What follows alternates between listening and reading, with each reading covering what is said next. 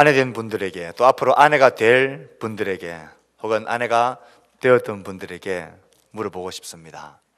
잘 생각해 보시고 정직하게 손을 들어봐 주시기 바랍니다. 실제로 손을 들면 우리 남편들이 실족할 것 같으니까 실제 손을 들지 마시고 마음으로만 손을 들어보시기를 바랍니다.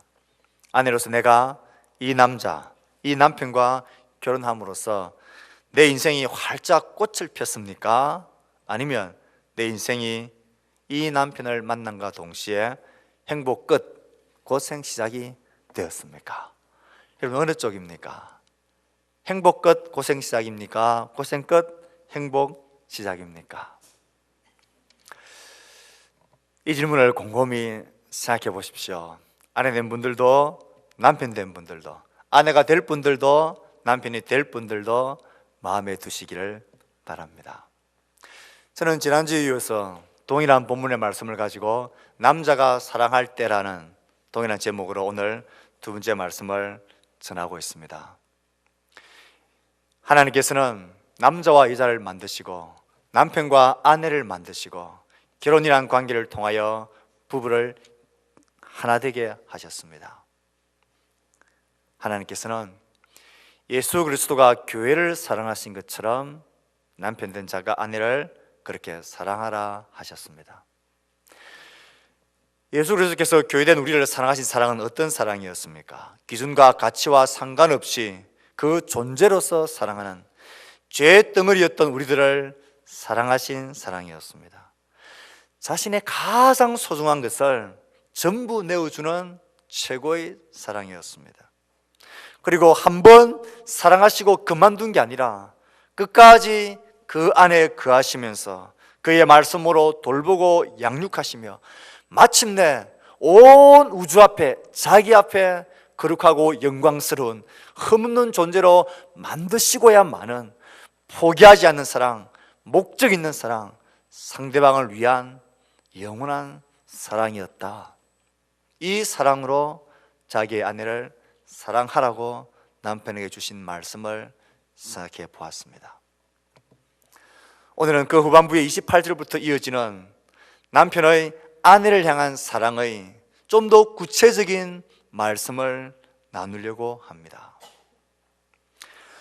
오늘 읽었던 말씀의 후반부 28절부터의 말씀의 핵심은 남편들이 자기 아내를 사랑할 때에 어떻게 사랑해야 되느냐, 한마디로 말하면 자기 몸을 돌보듯이 자기 아내를 사랑하라는 것입니다. 아내를 사랑하는 것은 자기 자신을 사랑하는 것과 똑같아. 그래서 자기 자신을 사랑하듯 아내를 사랑하라. 이것이 핵심입니다. 이 말은 우리가 모르는 말이 아닙니다. 나를 아끼듯 나를 돌보듯 그렇게 아내를 사랑해야 된다라는 그 차원이 아니라 이거보다 한 차원 더 뛰어넘는 하나됨의 비밀을 잘 알고 사랑해야 된다라는 것입니다. 이와 같이 남편들도 자기 아내 사랑하기를 자기 자신과 같이 할지니 자기 아내를 사랑하는 자는 자기를 사랑하는 것이라. 자기 아내를 자신같이 사랑하는 것이 어떻게 사랑하는 것입니까? 이 말씀이 강조하고 있는 게 뭡니까? 아내 사랑하기를 자기 자신같이 하는 것. 왜 자기 아내를 사랑하는 것이 자기를 사랑하는 것이냐? 이 말의 핵심이 무엇이냐 하는 것입니다. 이것에 대한 조금 구체적인 설명이 다음 구절 29절에 나와 있습니다. 29절에 보면 이렇게 되어져 있습니다. 누구든지 언제나 자기 육체를 미워하지 않고 오직 양육하여 보호하기를 그리스도께서 교회의 함과 같이 하나니 우리는 그의 몸의 지체라. 예수 그리스도께서 우리를 사랑할 때에 어떻게 사랑하시느냐 하면 그의 몸의 지체를 돌보고 사랑하듯이 그렇게 사랑했다라는 것입니다. 아내 사랑하기를 자기 자신같이 하는 것이 어떻게 하는 것이냐? 그것은 언제나 자기 육체를 미워하지 않고 오직 양육하여 보호하는 것처럼 사랑하는 것, 그것이란 말입니다.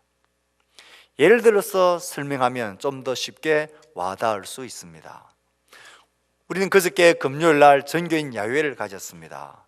가까운 곳에서 게임도 하고 추억 체험도 하고 배를 타고 바닷바람도 쐬고 갈매기에게 새우깡을 던져주기도 하며 놀았습니다. 식사하고 대화 나누며 즐겁고 행복한 시간이었습니다. 마지막 시간에 가졌던 족구 결승전은 그야말로 하이라이트였습니다. 참 재밌었습니다. 제가 목이 트더라 응원한 삼남이 지고 사람이 이긴 것이 조금 아쉽긴 하지만 어쨌든 신나고 재미가 있었습니다. 준비위원들과 진행하는 분들이 또 이 모양 저 모양으로 협조하고 찬조하시고 도운 많은 분들 참 고맙고 수고하셨습니다. 그런데 전 한 가지 아쉬운 게 있었습니다. 그건 시간상 예정되었던 진짜 하이라이트였던 릴레이 경기를 못했다는 것입니다. 그 릴레이 경기가 정말 기대되고 재밌었는데 올해도 재밌겠다 생각했는데 시간상 못했다는 게 참 아쉬웠습니다. 가령 이렇게 생각해 봅시다. 릴레이 선수로 출전해야 될 한 성도가 이제 내가 전교인 야유회 때 릴레이 선수로 나가야지 하면서 집에서 연습을 했다고 생각합시다. 학교 운동장에 가서 이전에 내가 15초 16초대를 끊었으니까 그게 목표다. 15초대를 목표로 삼아 막 운동장에서 한번 달려봤는데 시간을 재어보니까 23초 나왔습니다. 그래서 이 사람이 땅에 주저앉아 가지고는 제대로 달리지 못한 두 다리를 향하여 원망하기 시작합니다. 이 쓸모없는 다리, 이 녹슬어버린 다리, 이것밖에 달리지 못해. 넌 내 몸에 붙어있을 자격이 없어. 그렇게 빠르게 뛰지도 못하는 이놈 다리 보기도 싫다. 끊어버릴 거야. 난 네가 미워. 잘 달리는 다리로 바꿔버릴 거야. 너를 끊어버리고 성능이 좋은 다리를 내 속에 갖다 붙일 거야. 이제 넌 필요 없어. 싫어. 끝이야. 이렇게 하는 사람이 있나요? 없어요. 어떻게 합니까? 23초.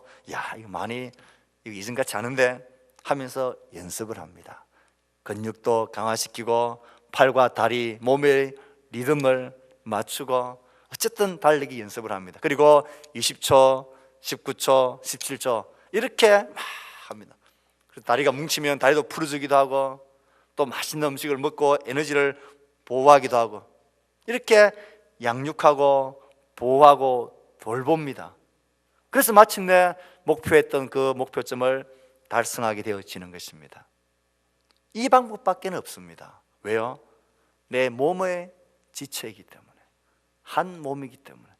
이게 기능이 못한다고 끊어버리면 그 존재 자체가 사라져버리는 것입니다. 아내를 사랑하는 것을 자기 자신같이 하는 것이 이와 같은 것입니다. 오직 양육하고 보호하며 노력합니다. 오직 이 방법밖에는 없습니다. 지체인 이상은 그렇다는 것입니다. 이와 비슷한 설명을 다시 한번 해보겠습니다. 저희 집에는 딸이 셋 있습니다. 아들은 없습니다. 셋을 키우는데 셋다 보니까 운동신경이 조금은 있는 것 같은데 그 중에 둘째는 조금 제가 볼 때 운동신경이 조금 떨어진 것 같아요. 그래서 학교에서 줄넘기를 시험을 쳐요. 그래서 학교 갔다 오면 밤이고 낮이고 줄넘기 연습을 하는 걸 보았습니다. 하나는 같이 가서 줄넘기 하는 걸 보았는데 뭔가 어설퍼요. 뭔가 손과 발이 리듬이 안 맞는 거예요. 한다고 열심히 하긴 하는데 좀 잘 안 되는 것 같아요. 그런데 더 웃기는 것은 그 애가 학교에 가면 체육부장이라는 것입니다. 재미있는 학교인 것 같습니다. 나름 열심히 연습을 합니다. 그런데 이 아이가 예를 들어서 이 아이가 하루는 줄넘기 연습을 하다가 줄넘기를 막 던져치고 바닥에 내팽개치고는 자기의 다리와 팔을 향하여서 이 쓸모없는 다리, 팔 그것도 딱딱 못 맞춰서 잘 못하냐? 난 너가 미워. 왜 이렇게 내 말대로 잘 못하는 거야? 그것밖에 너 정말 못해? 그러면서 회초리를 만들어서 자기 다리를 막 때리고 있다 합시다. 이 모습을 보면 제가 어떻게 해야 됩니까? 빨리 병원 데리고 가야 됩니다. 애가 정상이 아니기 때문에 그래요. 어떻게 해야 합니까? 연습해야 합니다. 팔과 다리를 끊어버린다고 그리고 좋은 것으로 대체할 수 있는 게 아니에요. 오직 한 방법밖에 없어요. 잘 양육하고 보호하는 거예요. 그래서 자기가 원하는 수준에 이르도록 잘 이끌어가는 거예요. 몸의 지체라면 이 방법밖에 없는 거예요. 누구든지 자기 육체를 미워하지 않고 오직 양육하고 보호한다는 의미는 이것입니다. 한 몸이고 한 지체이기 때문에 끊어버린다고 해서 되는 게 아니라는 거예요. 끊어질 수 없는 하나라는 것입니다.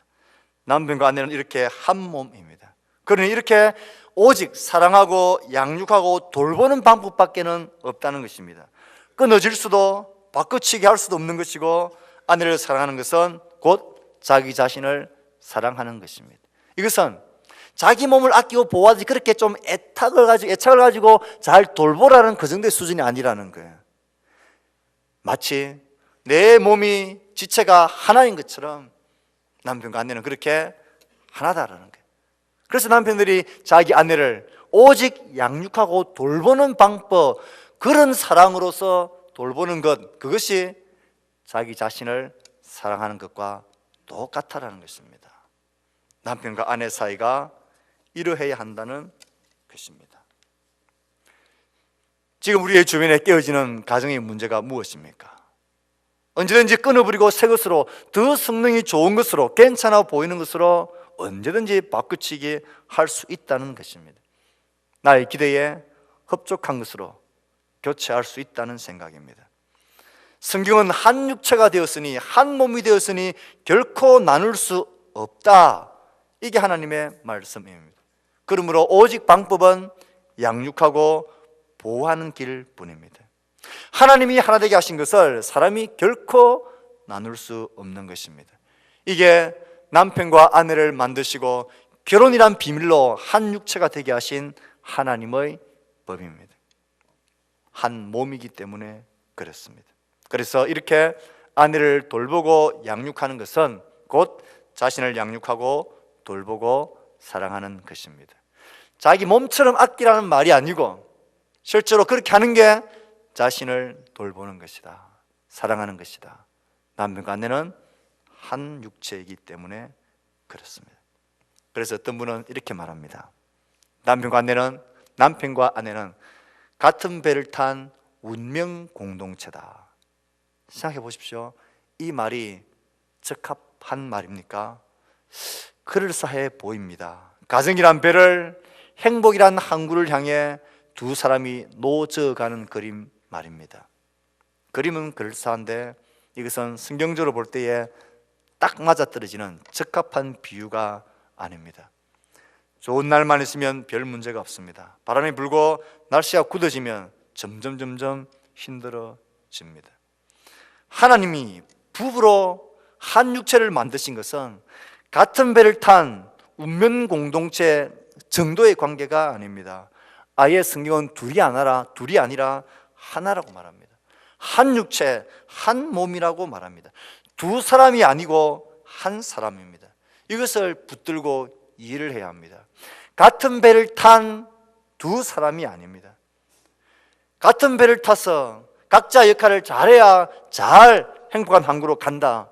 그러다가 한쪽이 노를 제대로 못 젓고 나를 더 힘들게 하고 게으름을 피우고 오히려 더 무겁기만 하고 도움이 안 되고 짐이 된다 싶을 때, 그때 주위를 보면 다른 노를 젓고 있는 좀 더 성능이 괜찮은, 훨씬 더 나에게 도움이 될 만한 이런 사람들이 눈에 있고 언제든지 갈아치울 수 있는, 바꿔치기 할 수 있는, 내가 다스리기에 편하고 좋은, 언제든지 바꿀 수 있는 것, 그런 식으로 부부를, 결혼을 이해하면 안 된다는 것입니다.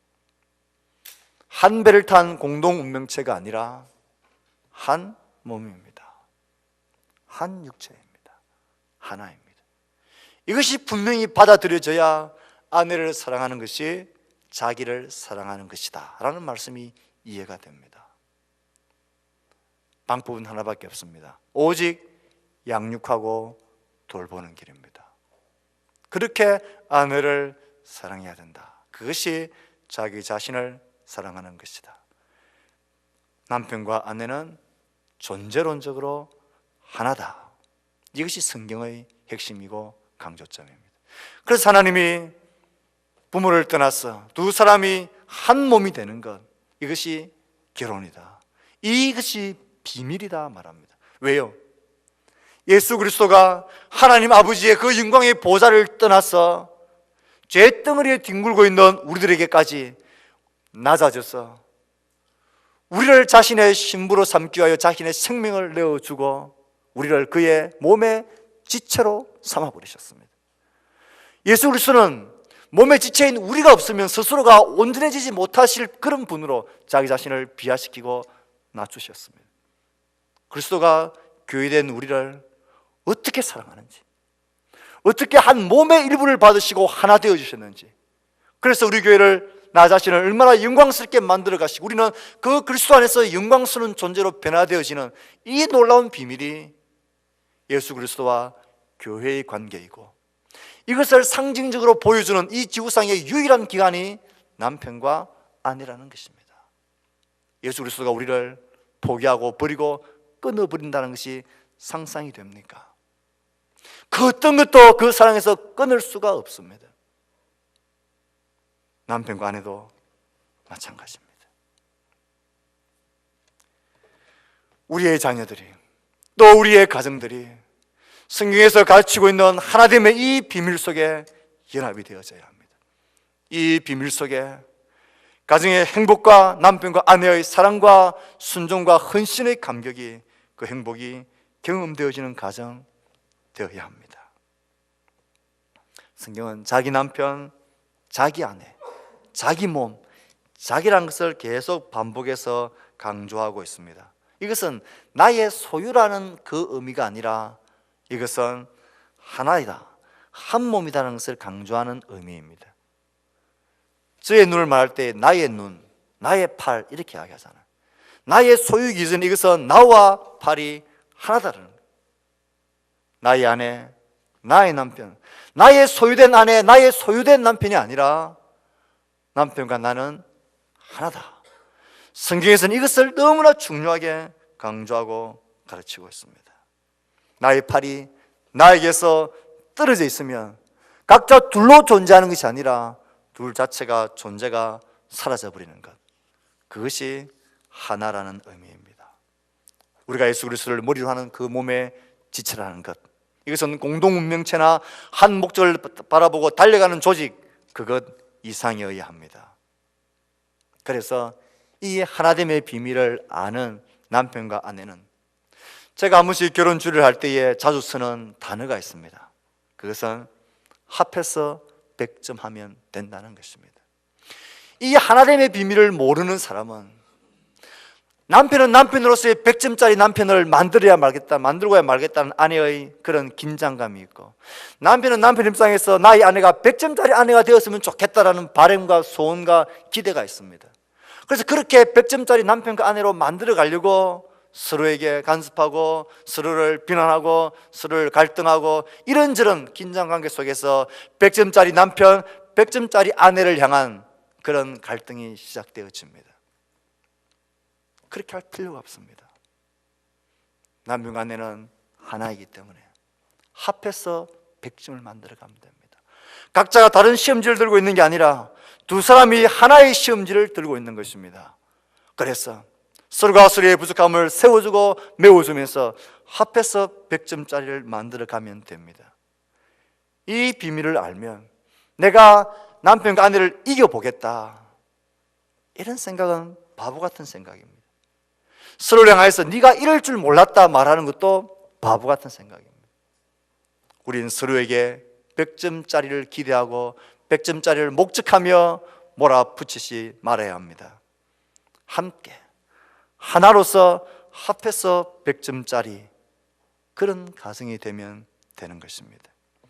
100점짜리 천사 같은 남편과 아내는 어디에도 없습니다. 결혼을 잘못한 게 아니라 결혼의 본질을 모르기 때문에 100점짜리를 기대하고 갈망하고 만들어 가려고 하는 것입니다. 한 몸입니다. 하나이기 때문에 합해서 100점을 만들어 가면 되는 것입니다. 한 육체다, 하나라는 이 핵심에 관하여서 바울은 계속해서 이야기를 했습니다. 그래서 결혼의 정의가 뭔지도 말합니다. 그리고는 마지막 구절에서 이제 남편과 아내에 대한 모든 결론을 다시 한번 짚고 있습니다. 33절에 보면 그러나 너희도 각각 자기의 아내 사랑하기를 자신과 같이 하고 아내도 자기 남편을 존경하라. 이것이 남편과 아내, 아내와 남편에 대한 교훈의 결론입니다. 이 남편과 아내에 대한 교훈을 처음 시작할 때는 아내를 향한 교훈을 먼저 했는데 결론 부분에서는 남편에게 먼저 말합니다. 아내에게 복종하라 했는데 결론 부분에서는 남편을 존경하라 라는 것으로 바뀌어져 있습니다. 남편을 향한 결론이 무엇입니까? 자기 아내 사랑하기를 자신같이 하라. 아내는 무엇으로 살까요? 성경을 보면 아내는 사랑을 먹고 사는 존재들입니다. 성경이 우리에게 그것을 말합니다. 자기 아내 사랑하기를 자신같이 하라. 나의 아내는 사랑을 먹고 사는 존재들입니다. 아내는 존재적으로 사랑받지 않고는 살 수 없는 존재입니다. 사랑받지 않고는 자기의 의미를 찾지 못하는 존재가 아내라는 존재입니다. 만약에 이렇게 사랑을 받아야 될 아내가 자기 남편으로부터 바른 사랑을 받지 못하면 어떻게 될까요? 두 가지 양상이 나타납니다. 하나는 이 사랑을 받지 못했기 때문에 서서히 시들시들 생기를 잃고 죽어가는 형상으로 나타납니다. 이것은 자기 희생적인, 자기 파괴적인 아픈 모습입니다. 아내로서 사랑받지 못하니 아내 되기는 이미 포기해버리고 자녀의 어머니로서만 살아가려고 하는 체념적인 모습입니다. 더 파괴적인 반응은 이렇게 나타납니다. 사랑이라는 것을 먹고 살아야 될 근본적인 존재이기 때문에 이 사랑이 흡족하게 받아지지 못하면 가짜 사랑을 추구하게 되어집니다. 자기 남편에게서 사랑을 받아야 하는데 이 사랑이 자기 남편에서 오지 않기 때문에 가짜 사랑을, 엉뚱한 데 가서 나쁜 사랑을 먹고 갈망하게 되어지는 것입니다. 그게 가짜 사랑인 줄 알면서도 그 사랑이 채워지지 않으면 살 수 없는 존재들이기 때문에 그렇습니다. 그래서 아내된 분들이, 여성분들이 드라마에 그렇게 심취하는 것입니다. 맞습니다. 창조적으로 그런 것입니다. 남편 여러분, 시들어가는 아내, 거짓 사랑을 쫓아가는 아내의 근본적인 원인은 사랑해 주지 않는 남편에게 있습니다. 자기 남편에게서 바른 사랑을 받아야 하는데 그것을 받지 못하니 시들어 병들어 죽어가든지 거짓 사랑, 나쁜 사랑, 엉뚱한 사랑에 내 목을, 내 마음을 빼앗기는 것입니다. 주부 우울증의 대다수는 자기 남편으로부터 충분한 배려와 돌봄을 받지 못한 아내들의 아픔입니다. 남편의 사랑을 받지 못한 신음인 것입니다. 남편 여러분, 내 자기 자신의 몸을 돌보듯이 아내를 돌보셔야 합니다. 시간을 내어주고 관심을 내어줘야 합니다. 배려와 돌봄을 해야 합니다. 내 육체를 양육하고 오직 돌보듯이 그렇게 해야 합니다. 나의 아내가 나의 사랑의 대상임을 꼭 기억해 주십시오. 이제 5월이, 찬란한 봄 5월이 다가가고 있습니다. 저도 이 봄날 아내에게 꽃을 선물 못했는데 이번 한 주간 남편 여러분, 있는 돈 없는 돈 다 모아서 아내에게 사랑의 꽃바구니를 전달하십시오. 그럴 돈이 어디 있어? 이런 건 귀찮아하는 아내의 반응이 있었습니까? 겉으로는 그러지만 그래도 선물하셔야 합니다. 아내는 사랑받지 않고는 살 수 없는 존재들입니다. 자기 남편에게 사랑을 받지 못하면 어디선가 엉뚱한 데서 그 사랑을 체험받으려고 합니다. 그러므로 남편은 여러분, 사랑을 표하십시오. 세상은 우리에게, 남편은 우리들에게 이렇게 거짓 속삭임을 합니다.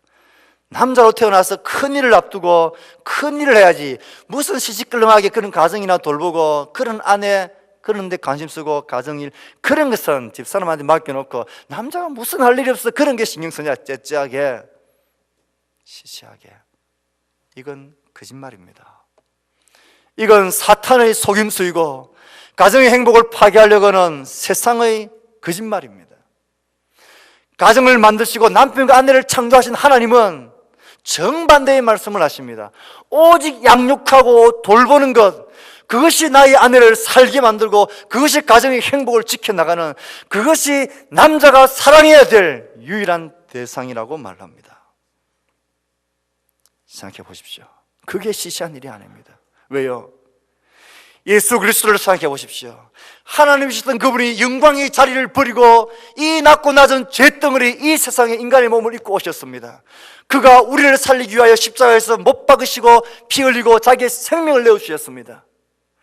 그래서 그가 행하신 일 중에서 가장 위대하고 영원한 가치가 있는 일이 도대체 무엇이었습니까? 우리를 살리시고 우리를 신부 삼으시고 우리를 거룩한 하나님의 신부로 세워나가는 것, 이것이 하나님이시던 그분이 행하셨던 가장 위대한 일이었습니다. 이와 똑같은 본질적인 사랑이 남편들에게 요구되어집니다. 이 땅의 모든 남편들이 해야 될 가장 위대한, 가장 중요한 일은 예수 그리스도가 우리를 그의 신부로 삼으셨던, 그렇게 양육하고 돌보았던 그의 아내를 돌보는 것입니다. 그의 가정을 돌보는 것입니다. 이건 시시한 일이 아니고 사내 대장부가 하지 말아야 될 그런 일이 아닙니다. 이건 가장 훌륭하고 가장 중요하고 가장 위대한 일입니다. 남편이 사랑해야 될, 남자가 사랑해야 될 유일한 대상인 나의 아내입니다. 사랑하는 성도 여러분, 남편 여러분, 이 사랑의 자리로 돌아오십시오. 이 사랑의 자리에 자신을 헌신하십시오. 세상의 소리에 귀를 막고 유교의 전통과 습관에 귀를 막고 하나님의 말씀으로 돌아오셔서 그 사랑의 자리에, 남자가 사랑해야 될 그 자리에 계셔야 합니다. 그래야 나의 아내가 살아납니다.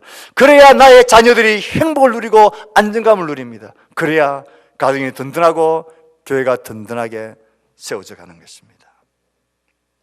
아내들을 향한 결론은 무엇입니까? 아내도 자기 남편을 존경하라. 보십시오. 우리의 남편 된 남자들은 무엇을 먹고 사는 존재들이라고 성경은 말하고 있습니까? 존경입니다. 존경입니다. 아내들은 사랑을 먹고 살지만 남편들은 사랑이 아닌 존경을 먹고 삽니다. 아내와 함께 차를 운전해 가는데 제가 운전하는데 아내가 불안하다고 손잡이를 꽉 잡고 있으면 기분이 나빠요. 모든 남자들은 다 그래요. 내가 운전하고 있는데 뭐가 불안해서 손을 꽉 잡고 있느냐는 거예요. 날 못 믿냐 이거예요. 예, 그런 장 끝에서부터 기분이 나빠요. 나를 인정 안 하고 못 믿을 존재로 여기고 있다는 것이 느껴지기 때문에 그래요. 아내된 여러분, 남편이 운전할 때는 그냥 옆에서 푹 주무세요. 그때가 제일 마음이 저는 편하고 좋더라고요. 저 사람이 나를 믿고 푹 자는구나. 불안해가지고 잠도 못 자고 있는 거 보면 괜히 안쓰러워요. 푹 믿어주세요. 인정해 주는 게 남편을 살리는 길입니다. 남편을 존중하고 인정해 주십시오. 우리 여성도 여러분 한번 따라해 봅시다. 남편을, 더 크게, 남편을 이웃집 아저씨께 하듯 하자. 다시, 남편을 이웃 아저씨께 하듯 하자. 시작. 이게 무슨 말이냐? 여러분이 밤에 늦게 쓰레기를 버리러 아파트 현관으로 나옵니다. 그런데 이웃집 철수 아버지가 술이 만땅이 돼가지고 막 이렇게 술 취한 사람처럼 막 들어오고 엘리베이터 타려고 합니다. 여러분이 그 아저씨를 만났다면 여러분 어떻게 합니까? 인상을 팍 쓰고 막 쏘아붙입니까? 철수 아버지 술 많이 하셨네요. 빨리 집에 들어가셔서 씻고 빨리 씻으세요. 이렇게 이야기하죠. 대놓고 이웃집 아저씨를 욕하는 사람은 아무도 없습니다. 그 사람이 옷을 어떻게 입었던, 무슨 술을 취했던, 뭐라고 하든, 노래를 막 불러도 대놓고 욕을 하지 않습니다. 속 좋아서는 욕을 할지 몰라도 밖으로는 그 노래 잘한다 그렇게 하게 합니다. 자기 남편에게도 좀 그런 여유를 가져주시기 바랍니다. 그렇게 하면 좀 남편들이 인정받는 마음이 듭니다. 집에서 인정을 받지 못하면 남자들은 어떻게 하는 줄 아세요? 한편들은 인정의 동물이기 때문에 자기 집에서 아내가 나를 무시하고 나를 그냥 이상한 벌레 취급하고 그러면 인정받지 못하는 집에 들어오기 싫어요. 나를 인정해 주는 곳에 가서 인정과 존중을 받고 싶은 본능이 있어요. 하나님이 남자를 그렇게 만드셨어요. 그래서 엉뚱한 곳에 자기 돈을 주고서라도 거짓 웃음과 거짓 친절과 거짓 존중인 줄 알면서도 그렇게 옆길로 가는 거예요. 집에서 남편을 존중하고 인정해 주세요. 그 많은 화장품, 좋은 성능, 기능성 화장품, 도대체 누구한테 잘 보이려고, 누구한테 예쁘게 보이려고 예쁜 옷 그렇게 많이들 있으십니까? 집에서 피곤할 때 피곤한 것이 이해가 되죠. 그래도 아내가 남편이 돌아올 때 좀 옷매무시를 하셔야 합니다. 너무 퍼져 있으면 괜찮다 하지만 속으로는 싫어요. 집이 너무 엉망되어져 있으면 힘들어서 그렇다면 이해는 돼요. 그런데 돌아서면 괜히 찜찜해요. 밥을 준비할 때도 조금 남편을 인정해주고 존중해주세요. 또 한 가지 실천 사항입니다. 좀 띵동안 하죠. 요즘은 치크, 띠띠띠띠 치크. 이 소리가 들리면 아내 된 여러분들 어떻게 해야 합니까? 방에 있는 아이들을 다 호출시켜야 됩니다. 얘들아, 아빠 오셨다. 집합. 현관문에 쫙 도열해가지고 정말 수고 많으셨습니다. 오늘 얼마나 고생하셨습니까? 그렇게 인사하고 수고했다고 아이들에게 이야기하게 하고 아빠를 안아드리게 해야 합니다. 제가 그런 대우를 받고 삽니다. 아내 되신 여러분, 존중해 주십시오. 그런 작은 일에서 남편을 존중하셔야 합니다. 남편은 그런 존재들이에요. 집에서 그런 존경과 인정을 받으면요, 남자들은 슈퍼맨이 되는 존재들입니다. 성경은 우리에게 말합니다. 아내들에게 남편을 존경하라. 나도 똑같이 밖에서 일하고 같이 맞벌인데 왜 내보고만 그러느냐? 그렇게 하셔야 합니다. 그렇게 수고하는 것이 보이면, 남편들은 아내가 나를 존중해주고 남편들을 인정해주는 그게 보이면 무엇이든지 다 해줍니다. 무엇이든지 해줄 수 있는 마음이 있습니다. 그렇게 하셔야 합니다. 남편 인정하고 존경해주는 표현들을 많이 쓰십시오. 내가 시집 하나는 참 잘 왔지. 내가 복받은 여자지. 당신이니까 나를 데리고 살지 다른 사람은 어림도 없을 거야. 인정해주는 말들을 많이 들려주십시오. 남자는 그런 존재들입니다. 말씀을 맺을까 합니다. 남편에게 복종하지 않는 아내에게, 남편에게 복종하지 않는 아내에게 그럴듯한 이유가 많이 있듯이 아내를 사랑하지 않는 남편에게도 많은 현실적인 이유가 있습니다. 서로가 서로를 탓하기 시작하고 서로가 서로를 비난하기 시작하면 이 악순환은 끝나지 않습니다. 예수 그리스도가 우리의 연약함과 우리의 죄악됨을 다 지적하고 탓하셨다면 그가 어떻게 우리를 위하여 십자가에 못 박히실 수가 있었겠습니까? 예수 그리스도가 교회를 사랑하셨던 그 사랑을 남편에게 하라고 하나님은 말씀하십니다. 이 악순환의 고리를 누가 끊어야 합니까? 예수 그리스도가 우리의 죄의 악순환을 끊어주셨듯이 이 사랑을, 그 악순환을 끊기 위하여 자기의 목숨을 내어주신 사랑을 남편에게 하라고 주님 우리에게 말씀하십니다. 최근 2주간 이 말씀을 준비하면서 제 속에 조금의 변화가 있기 시작했습니다. 이전 같았으면 아내가 하는 행동들과 말이 한 번씩 마음에 걸릴 때가 있는데, 그럴 때마다 예수님의 십자가 보혈, 그 십자가의 사건을 잠시 생각합니다. 그러면 여유가 생기고 힘이 생겨요. 남편 여러분, 아내들이 못마땅하고 조금 성이 안 차는 그런 일이 생길 때마다 1초라도 십자가에 달리신 예수님을 생각하십시오. 그렇게 사랑해야지.